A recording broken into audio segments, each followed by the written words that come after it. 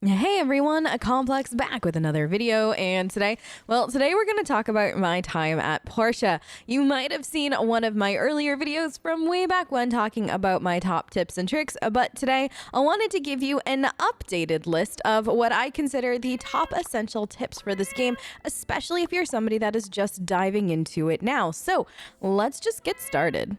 So first up, use up all of your stamina before the day is out. Before it is either time to go to bed or the pass out time, you want to make sure that you've used up all of your stamina, especially within the first month or two of the game. Because resources are king. There are a lot of different reasons that you're going to need like stone, wood, copper ore, and all that other good stuff. So you should just be making sure that you are collecting resources as often as possible, even if you only have like an hour before the pass out time. If you just like run and chop down a tree or two, it is going to help you in the long run, especially because furnaces can be a little costly to maintain.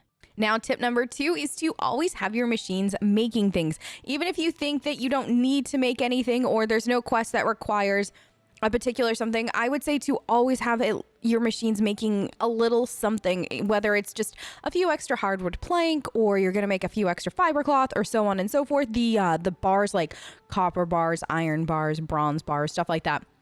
It is always super useful. Even things like copper pipes, bronze pipes, especially in the beginning.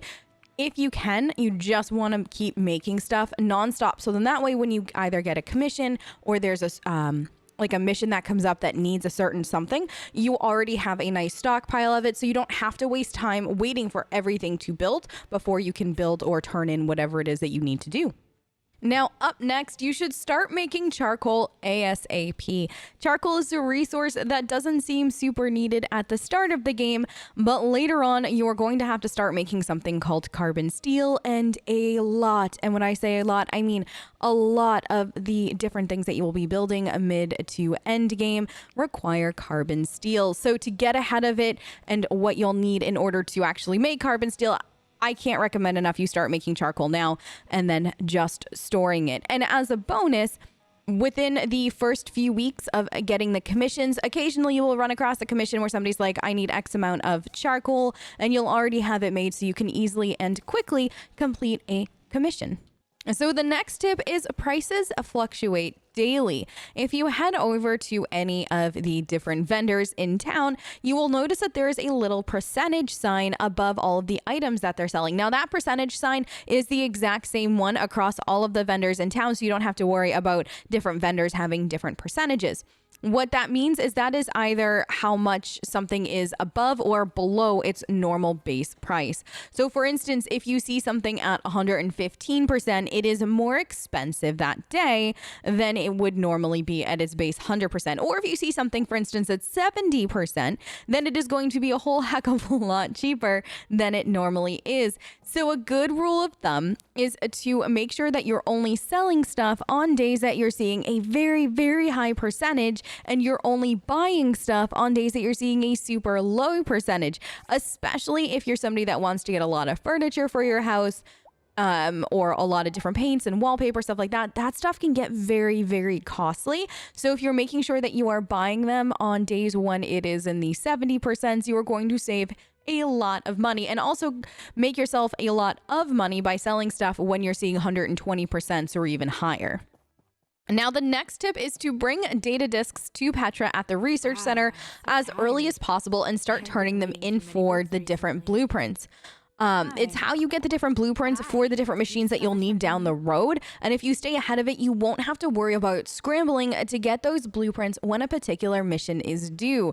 So a lot of the different machines that you're going to see in your workshop as you're going are actually going to come from the research center. So just make sure you're staying ahead of that. You don't want to be caught mid to end game and you're like, oh crap, I need X building, but I don't have it because I haven't researched it. And there is actually a schedule for what order you get things in. So if you're super far behind, you can find yourself in an instance where you're going to need to turn in 3 different 10 discs, and those take a few days to process through and get in the mail. So if you're staying on top of them, it'll make your life a whole heck of a lot easier, and also just make your mid to end game experience a lot more pleasant.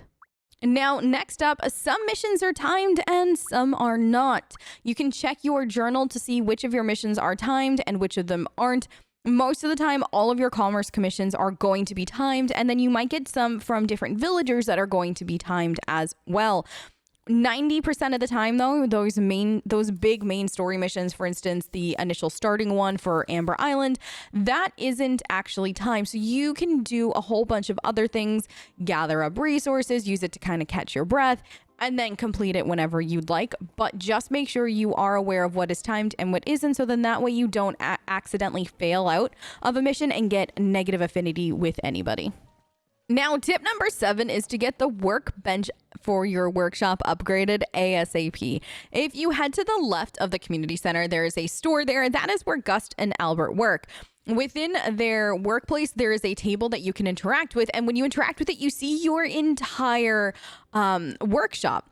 And there you can upgrade certain things, you can move some of the bigger pieces around, and you can even build new things such as stables, barns, coops, and all of that good stuff. Now, what we're specifically talking about this time around is the workbench. The workbench has a lot of different blueprints that you're going to need.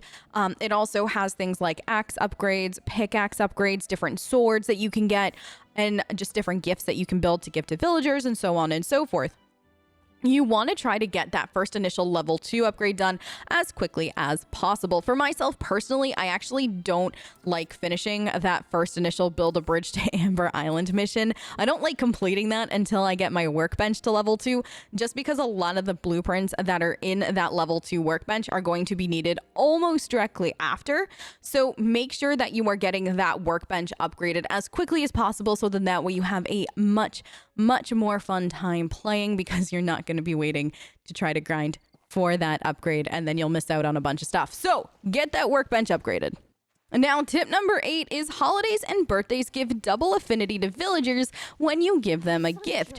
So for some of the bigger holidays, and you can, by the way, view all of the holidays on your calendar so you can see at any point when a holiday is coming up, I will gather or craft whatever I need for gifts for either villagers that I'm looking to become better friends with, or just people that I like or anything like that.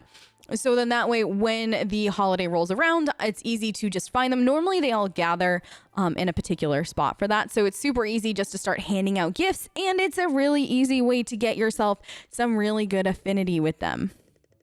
Now, tip number 9 is you can access your workshop storage from any of your storage chests. That's right. If you have multiple storage chests, which, well, most of us do, you can access all of that inventory from any one of your storage chests. So you just roll through and you can see the different menus for each of the storage chests, which will make your life a whole heck of a lot easier as you're going through and trying to find stuff. The even cooler thing is you can label each of your storage chests so you can keep things nice and organized that way.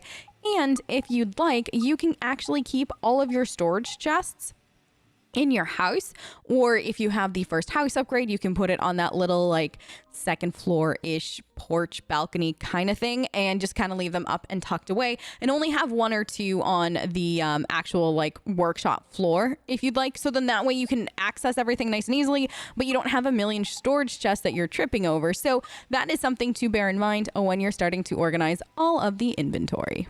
Now, my last tip is that if you don't like fighting or having to farm the different animals for resources, or you're not a huge fan of going into the hazardous ruins to kind of farm that way, you can go ahead and go to the Civil Corps office and you can hire them to get you certain resources. So then that way you don't actually have to go ahead and farm it yourself. Or if you're somebody that doesn't mind farming, but you do need a whole lot of one particular resource, this is a great way to get yourself a whole bunch of a particular resource really quickly. But y'all, that is going to be it from me today. Those are my top 10 tips for starting off with my time at Portia. If you have just started playing the game, I hope that you are enjoying it. And if you're returning to the game after a whole bunch of updates that have happened over the last couple of years, I hope that you are enjoying those updates as well. If you have any questions, leave it in the comments down below or find me on Twitch. I hope you all have a fantastic rest of your night and or day, depending on where you are in the world. And I will catch you next time. Bye, guys.